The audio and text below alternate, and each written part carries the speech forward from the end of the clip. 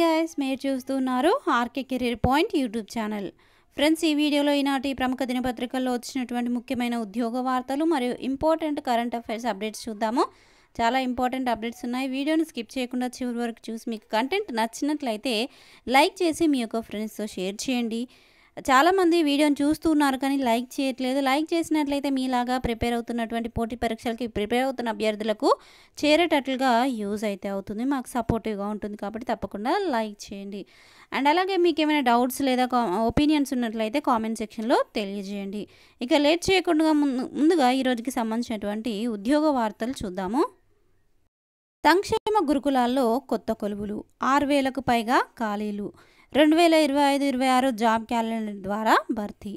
వివరాలు చూసినట్లయితే రాష్ట్రంలోని సంక్షేమ గురుకులాల్లో భారీగా ఉద్యోగ ఖాళీలు ఉన్నాయి.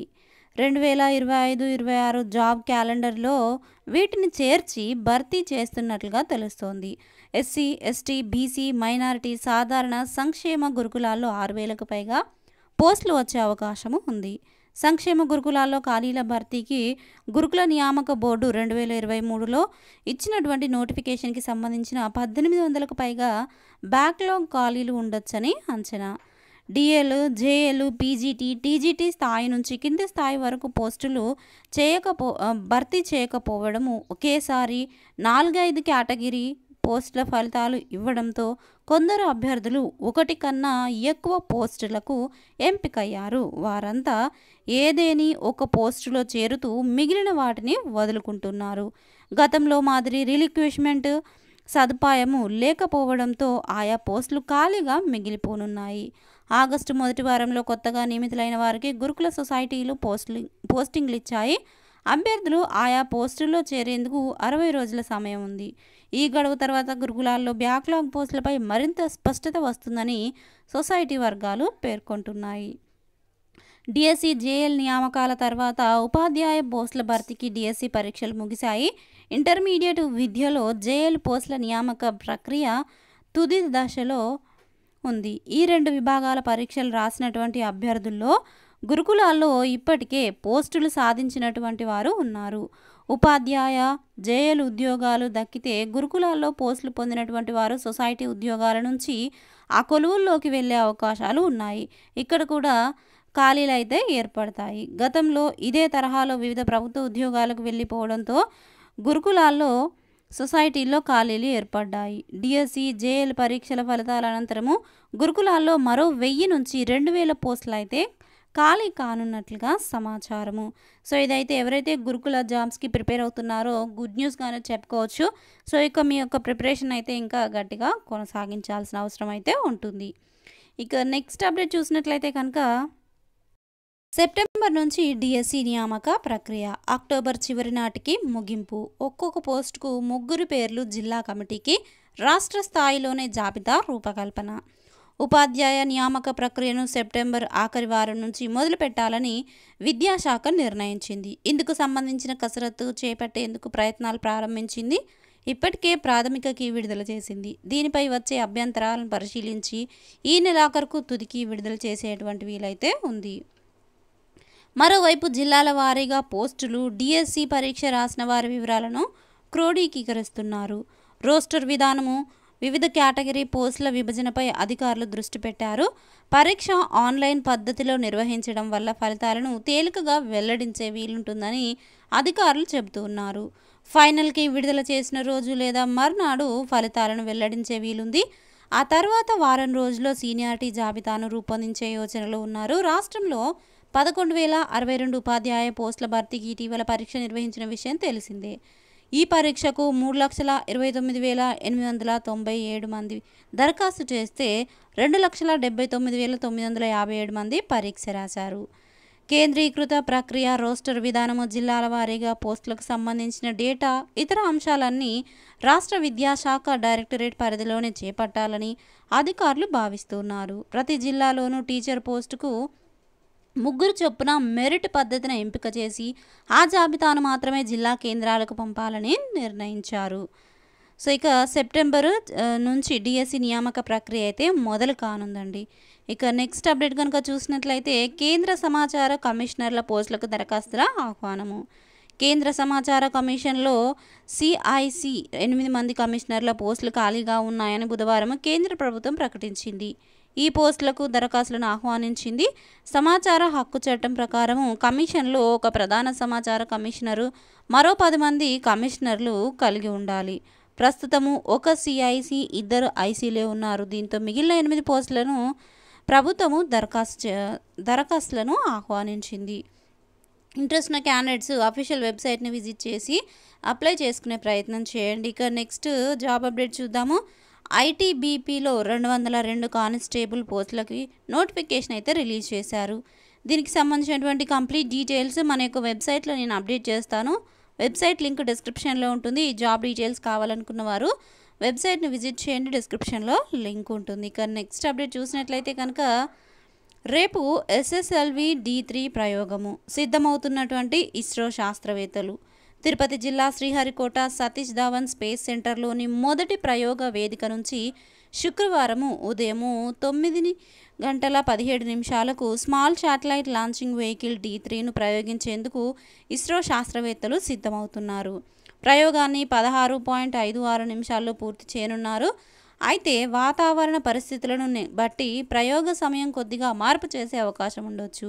ఈ ప్రయోగానికి సంబంధించి గురువారం మధ్యాహ్నం 1 గంటకు మిషన్ సంసిద్ధత సమావేశం నిర్వహించిన తర్వాత ప్రయోగ తేదీని అధికారికంగా ప్రకటిస్తారు. అనంతరము ప్రయోగ పనులను లాంచ్ ఆథరైజేషన్ బోర్డుకు అప్పగిస్తారు. ల్యాబ్ చైర్మన్ ఆర్ముగం రాజరాజన్ ఆధ్వర్యంలో రాకెట్కు తుది విడత తనిఖీలు నిర్వహించి ప్రయోగానికి 7 గంటల ముందు అంటే గురువారం రాత్రి 2:17 కౌంటౌన్ ప్రక్రియను ప్రారంభించనున్నారు. ఇక దీనికి సంబంధించి మరిన్ని వివరాలు మీరు పీడిఎఫ్లో చదువుకోండి. ఇంపార్టెంట్ కరెంట్ అఫైర్స్ అప్డేట్స్ని అయితే ఇప్పుడు మనం చూస్తున్నాము. దీనికి సంబంధించిన పీడిఎఫ్ లింక్ కూడా మీకు డిస్క్రిప్షన్లో అవైలబుల్గా ఉంటుంది. ఇంట్రెస్ట్ ఉన్న క్యాండిడేట్స్ డౌన్లోడ్ చేసుకోండి. ఇక నెక్స్ట్ కరెంట్ అఫైర్స్ చూస్తున్నట్లయితే కర్నల్ మన్ప్రీత్ సింగ్కు కీర్తి చక్ర, మరో 3కి ఆ పురస్కారము, 18 మందికి శౌర్య చక్ర, మొత్తము 103 గ్యాలంటరీ అవార్డులకు రాష్ట్రపతి ఆమోదముద్ర. వివరాలు చూసినట్లయితే జమ్మూ కాశ్మీర్లోని అనంతనాగ్లో నిరుడు సెప్టెంబర్లో ఉగ్రవాదులతో పోరాడుతూ అమరుడైనటువంటి కర్నల్ మన్ప్రీత్ సింగ్కు ప్రతిష్టాత్మక కీర్తి చక్ర పురస్కారము దక్కింది.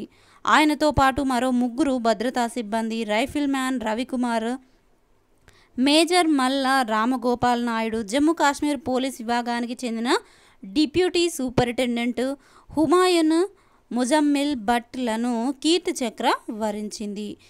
కర్నల్ మన్ప్రీత్ సింగ్ సీనియర్ అధికారి, 19 రాష్ట్రీయ రైఫిల్స్ సెకండ్ ఇన్ కమాండ్గా పనిచేస్తున్నటువంటి సమయంలో సేన మెడల్ పొందారు. అనంతనాగ్లో దట్టమైనటువంటి అడవితో కూడినటువంటి కొండ ప్రాంతంలో ఉగ్రవాదుల ఏరివేత ఆపరేషన్ను వీరోచితంగా ముందుండి నడిపిస్తుండగా ఆయన వీరమరణం పొందినందుకు గాను ఈ యొక్క అవార్డు అయితే ఆయనకి ప్రదానం చేయడము జరిగింది.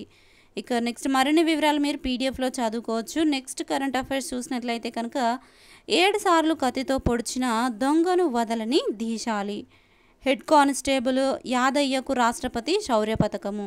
దేశంలోనే ఈసారి ఈ పథకం అందుకున్నటువంటి ఏకైక పోలీసు. తెలంగాణ నుంచి మరొక 28 మందికి పలు పురస్కారాలు. వివరాలు చూసినట్లయితే విధి నిర్వహణలో ప్రాణాలకు తెగించి అసమాన ధైర్య సాహసాలను ప్రదర్శించినటువంటి తెలంగాణకు చెందినటువంటి పోలీస్ హెడ్ కానిస్టేబుల్ చదువు యాదయ్యకు అరుదైన గౌరవం అయితే లభించింది. స్వాతంత్ర దినోత్సవాన్ని పురస్కరించుకొని కేంద్ర హోంశాఖ ప్రకటించే ప్రతిష్టాత్మక పురస్కారమైనటువంటి రాష్ట్రపతి శౌర్య పథకము PMG ఆయనకు దక్కింది. పోలీసులకు ఇచ్చే అత్యున్నత సాహస పురస్కారమైనటువంటి ఈ పథకానికి ఈయన దేశవ్యాప్తంగా ఎంపికైనటువంటి ఏకైక పోలీసు యాదయ్య కావడము విశేషము, గుర్తుంచుకోండి. ఇక నెక్స్ట్ కరెంట్ అఫైర్స్ చూసినట్లయితే కనుక స్టేట్ ఫెస్టివల్గా సర్దార్ సర్వాయి పాపన్న జయంతి. వివరాలు చూద్దాము. సర్దార్ సర్వాయి పాపన్న జయంతి ఉత్సవాలను ఈ నెల 18న రాష్ట్ర వ్యాప్తంగా నిర్వహించాలని ప్రభుత్వము నిర్ణయించింది. ఈ మేరకు ప్రభుత్వ ఉత్తర్వులు జారీ చేసినట్లుగా బీసీ సంక్షేమ శాఖ కమిషనర్ బాలమాయాదేవి ఒక ప్రకటనలో తెలిపారు. ఏటా ఆగస్టు 18న జయంతి ఏప్రిల్ 2న వర్ధంతి కార్యక్రమాలను స్టేట్ ఫెస్టివల్గా నిర్వహిస్తామని పేర్కొన్నారు. నెక్స్ట్ కరెంట్ అఫైర్స్ చూసినట్లయితే ఇండిగోలోకి 77 మంది మహిళా పైలట్లు. వివరాలు చూసినట్లయితే 77 ఏళ్ల స్వాతంత్ర సంబరాల్లో భాగము. దేశానికి స్వాతంత్ర్యం లభించి 77 ఏళ్లు పూర్తయిన సందర్భాన్ని పురస్కరించుకొని 77 మంది మహిళా పైలట్లను చేర్చుకున్నట్లుగా ఇండిగో బుధవారము వెల్లడించింది. దీంతో సంస్థలో మొత్తము మహిళా పైలట్ల సంఖ్య 800కు మించింది.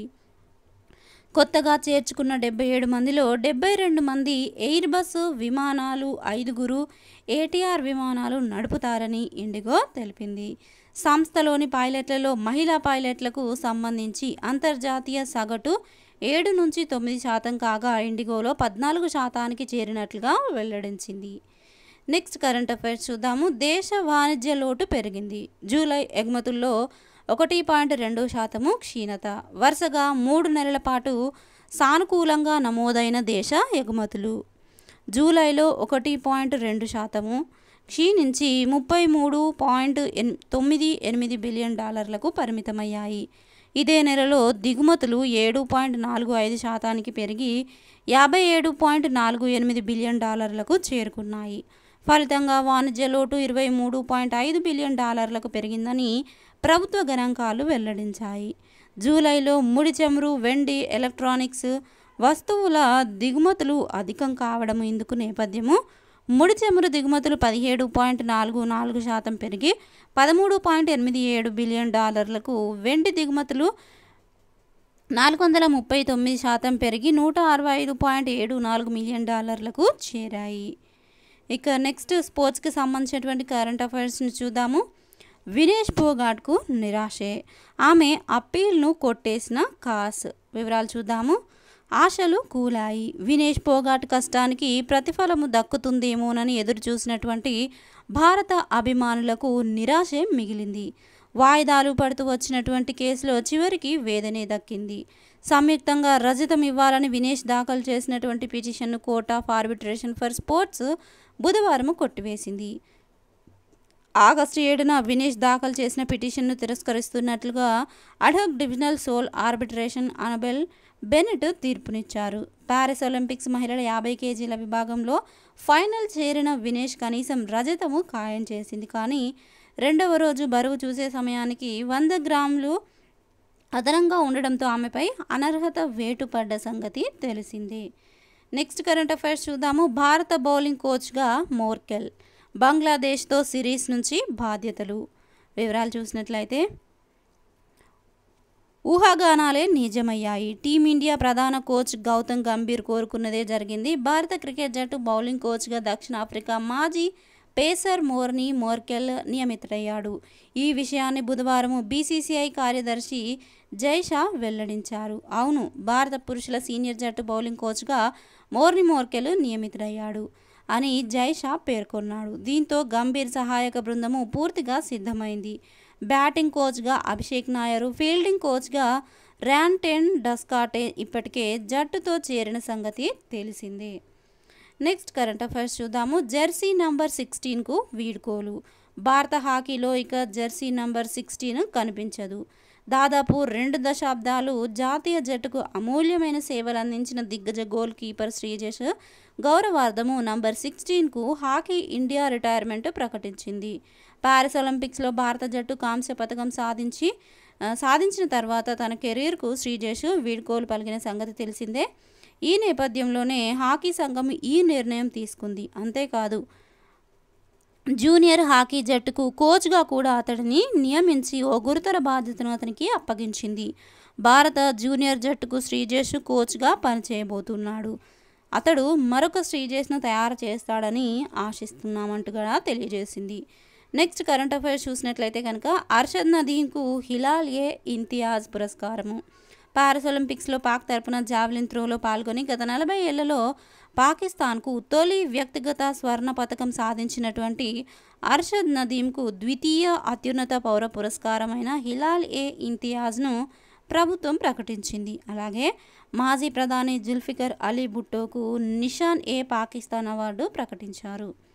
నెక్స్ట్ కరెంట్ అఫైర్స్ చూద్దాము. ఇన్స్పేస్ బెలూన్తో భుజం నొప్పి నివారణ దేశంలోనే తొలిసారిగా నిర్వహిస్తున్నట్లుగా కిమ్ సన్షైన్ ఆసుపత్రి వైద్యుల వెల్లడి. వృద్ధాప్యం కారణంగా భుజం నొప్పితో బాధపడుతున్నటువంటి బాధితుడికి హైదరాబాద్ బేగంపేటలోని కిమ్స్ సన్షైన్ ఆసుపత్రికి వైద్యులు ఇన్స్పేస్ బెలూన్ విధానంతో నొప్పిని శాశ్వతంగా నివారించారు. శస్త్రచికిత్స అవసరం లేకుండానే దేశంలోనే మొదటిసారిగా ఈ తరహా చికిత్స అందించినట్లుగా ఆసుపత్రి భుజం శస్త్రచికిత్స నిపుణులు డాక్టర్ చంద్రశేఖర్ తెలిపారు. బుధవారం ఏర్పాటు చేసినటువంటి విలేకరుల సమావేశంలో ఆయన మాట్లాడుతూ ఈ విషయాలు వెల్లడించారు. నెక్స్ట్ కరెంట్ అఫైర్స్ చూద్దాము. డెంగీకి 2 ఏళ్లలో టీకా. సీజన్ మారిందంటే ప్రజలను బెంబేలెత్తించేటువంటి డెంగీ వ్యాధికి చెక్ పడే అవకాశం కనిపిస్తోంది. భారతీయ వైద్య పరిశోధనా మండలి, పాన్ ఆసియా బయోటెక్ కంపెనీలు కలిసికట్టుగా తయారు చేస్తున్నటువంటి టీకా డెంగీయాల్ కీలకమైన 3వ దశ ప్రయోగాలకు సిద్ధమైంది. 3వ దశ ప్రయోగాలు షురు. 10,335 మందిని పరిశీలించనున్న ఐసీఎంఆర్ పాన్ ఆసియా పూర్తిగా స్వదేశీ టెక్నాలజీతోనే అభివృద్ధి. ఇక ఈ దశలోనూ ఆశించిన ఫలితాలు వస్తే కనుక టీకా అందుబాటులోకి రావడమే తరువాయి అవుతుంది. ఈ టీకా తయారీ ప్రక్రియ యావత్తు దేశీయంగానే జరిగిందని, డెంగీలపై పోరాటంలో టీకా అభివృద్ధి కీలక మలుపు అని కేంద్ర ఆరోగ్య శాఖ మంత్రి జేపీ నడ్డా వ్యాఖ్యానించారు. ఇక నెక్స్ట్ కరెంట్ అఫైర్స్ చూద్దాము.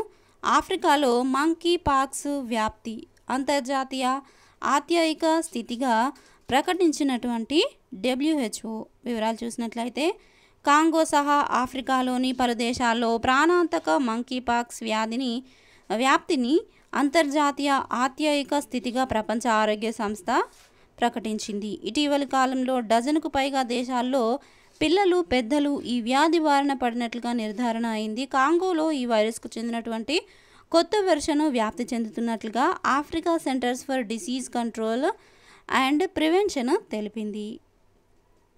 సో ఫ్రెండ్స్, చూసారు కదా, ఇది ఈ రోజుకి సంబంధించినటువంటి ముఖ్యమైన ఉద్యోగ వార్తలు మరియు కరెంట్ అఫైర్స్ అప్డేట్స్. ఈ వివరాలు మీకు నచ్చినట్లయితే తప్పకుండా వీడియోని లైక్ చేయండి. మీ యొక్క ఒపీనియన్ని కామెంట్ సెక్షన్లో తెలియజేయండి. Thank you friends. Thanks for watching this video. Have a nice day. Bye.